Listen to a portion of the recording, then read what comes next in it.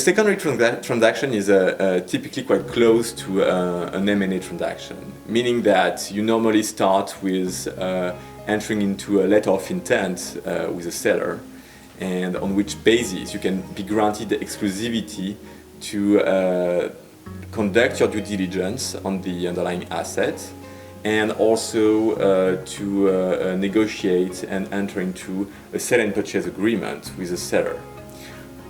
Once you have signed the so-called SPA with the seller, then the seller and buyer will normally together, jointly, approach the underlying GPs in order to negotiate the transfer of the assets. And this will lead to the closing or closings, because on large portfolios you can have multiple closings. Well, in a secondary transaction, contrary to an M&A transaction, the role of the GPs of the underlying funds is key. Why is that? Because the fund documentation typically provides that no transfer of LP interest can be effected without having first obtained the GP consent. Such consent is sometimes on a discretionary basis, and other times the GP cannot withhold it without being unreasonable. Sometimes the fund documentation also provides that the GP has a preemptive right over the transfer. In that case, the pricing of the interest is very important, because the GP will consider it in order to decide whether or not to exercise its preemptive right. Some other funds provide that the preemptive right is to the benefit of all the existing LPs of the funds. In that case, the transfer is more complex because and can take more time, because the GP will have to go and see all of its LPs to make sure that none of them intends to exercise its preemptive rights. So all these elements have to be taken into consideration in the timing of the transaction, and in determining what period of time you can provide between the signing and the last closing of the transaction. A buyer will want to know what it is buying. So the due diligence is twofold. There is a financial due diligence, which is normally conducted by the fund themselves, and a legal and tax due diligence that we conduct on behalf of our clients. And what we typically want to understand when we are conducting our due diligence is, in priority, what are the transfer restrictions existing in the underlying documentation of the funds, and also what taxation can be expected from the investment. And this taxation aspect will be of great help in structuring the acquisition. Well, the seller needs to decide essentially how they're going to disseminate the information to the buyer. There are several ways they could do this. First, they could set up a data room, usually an online data room, or they could release an information memorandum containing the essential financial and legal information. Or thirdly, they could produce a seller due diligence report. Usually a data room is the preferred route. Information memorandum have been used in competitive auction processes, but usually it's the data room that wins the day, and the buyers are invited into the data room to look at the documents for themselves. Well, a seller needs to think about various things when negotiating the SPA. First of all, they need to decide how the closings are going to happen. When you're selling a private equity secondary portfolio, you'll be dealing with a lot of different fund interests, and the general partners of those funds often impose closing windows. So they may be quarterly or they may be monthly, but it's rare that you'll be able to close the entire portfolio in one go. So getting the mechanics of that right is very important. The second thing is to look at the preemptive rights that other limited partners in the funds have. This is not universally the case, but quite often limited partners in the funds will have a right of first refusal or a right of first offer in order to give them the chance to have exposure to the deal as well. The next thing that the sellers need to consider is how the purchase price is going to be structured.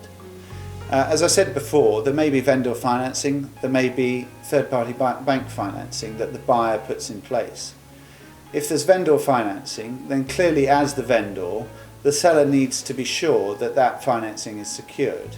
And they will normally take security either over the fund interests themselves, if they're allowed to do that under the fund documents, or over the cash flows that are coming out of the funds. A seller will also need to scope the obligations that it will retain, in particular in connection with any LP give-back obligations. LP give-back is essentially where the general partner of the underlying fund has a right to call back from the limited partner certain amounts of cash. And clearly the seller wants to the extent possible, cut itself off from those liabilities at the time of closing. Finally, the seller will need to be careful about excluded interests. Now, excluded interests are always a feature of sale and purchase agreements, and essentially those are interests which, for whatever reason, cannot be sold, either because the general partner refuses to give consent, or, as I said earlier, because they've been preemptively acquired by other limited partners. What a buyer will seek while negotiating a sale and purchase agreement will be to get from the seller the necessary representations and warranties in respect of the seller itself and the assets that are being sold. And those representations and warranties can have a scope ranging from legal consideration to tax consideration to regulatory considerations. And a second aspect which is important in the SPA is the indemnity provision in case of breach of those representations and warranties, or more generally in case of breach of the contract. And the buyer and seller typically discuss quite at length the cap in amount of such indemnities, the duration of the indemnification period, any threshold or basket under which indemnities are not due, etc. Well, the final phase of the transaction is, of course, closing. As I said earlier, there may be many closings because there may be a number of funds in the portfolio. But for each of those closings, there is one essential rule, which is that the closing can only happen with the consent of the general partner. And the general partner's consent will only be forthcoming if the seller and buyer sign up to a so-called assignment and assumption agreement. This agreement contains promises and warranties from the buyer to the general partner, and it also marks the severance of the seller's relationship with the fund interest. And so it's very important as a seller, as I said before, to achieve a clean break from the interest and to the extent possible, walk away without any latent liabilities in relation to that interest.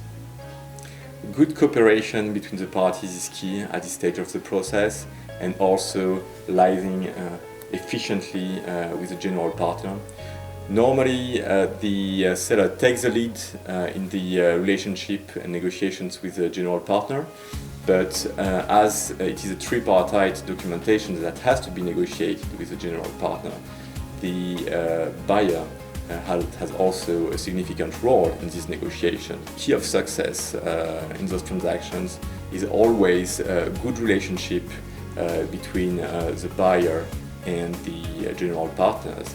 And in that sense, those buyers which have a strong platform of primary investments in the general partners of the portfolio have an important advantage because they have the relationship with the underlying GPs already existing, and also the general partners will be usually more amenable to welcoming such new limited partners that can later on invest on a primary basis in their funds. These are exciting times for private equity as we see an unprecedented growth in the secondaries market.